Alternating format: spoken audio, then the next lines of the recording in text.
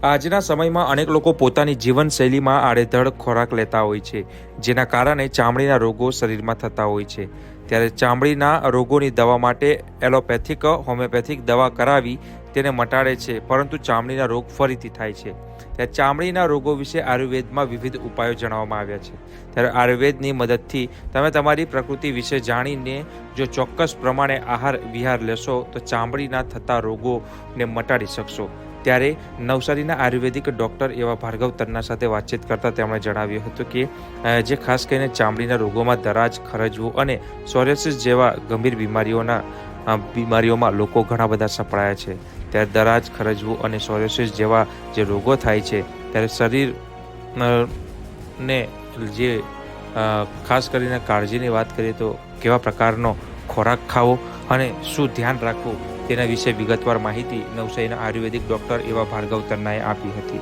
ત્યારે જે તેમણે તમામ જે માહિતી આપતા જણાવ્યું હતું કે ચામડીના રોગોને લઈને ખાસ કરીને તો દહીં, લીંબુ, ખાટા ફળો અને જે ખાટી વસ્તુ છે, આથેલી વસ્તુ છે તે ન ખાવી જોઈએ. ત્યારે વિશેષ શું ધ્યાન રાખવું તેના વિશે માહિતી જે જે આયુર્વેદિક ડૉક્ટર છે ભાર્ગવ તન્ના તેણે આપી હતી. તો ચાલો જાણીએ.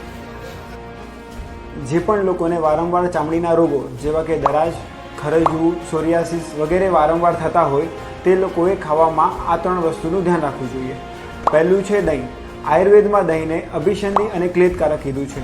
જો દહીંનો ઉપયોગ વધારે પડતો કરવામાં આવે તો તે શરીરમાં ચિકાસ ઉત્પન્ન કરે છે અને તેના કારણે ચામડીના રોગોમાં ખંજવાળ વગેરે વધી જાય છે. બીજું છે ખાટી વસ્તુઓ જેવા કે લીંબુ, ફળો તેમજ ફળોના જ્યુસ.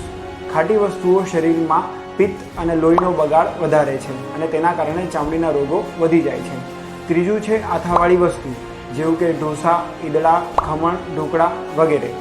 આ વસ્તુઓ શરીરમાં પાચન તંત્રને નબળું પાડી દે છે અને તેના કારણે શરીરમાં જે દોષો બહાર નીકળવા જોઈએ તે બરાબર બહાર નીકળતા નથી. ત્યારે આ રીતે આયુર્વેદિક ડૉક્ટરે સાથે વાતચીત કરતા જે તેમણે વધુ માહિતી આપતા જણાવ્યું હતું કે જે દરાદ થાય છે ત્યારે શરીર પર ગોળ લાલ કલરનું ચાઠું જેવું પડી જાય છે અને ફૂગ ઇન્ફેક્શન જેવી સ્થિતિ ઊભી થાય છે.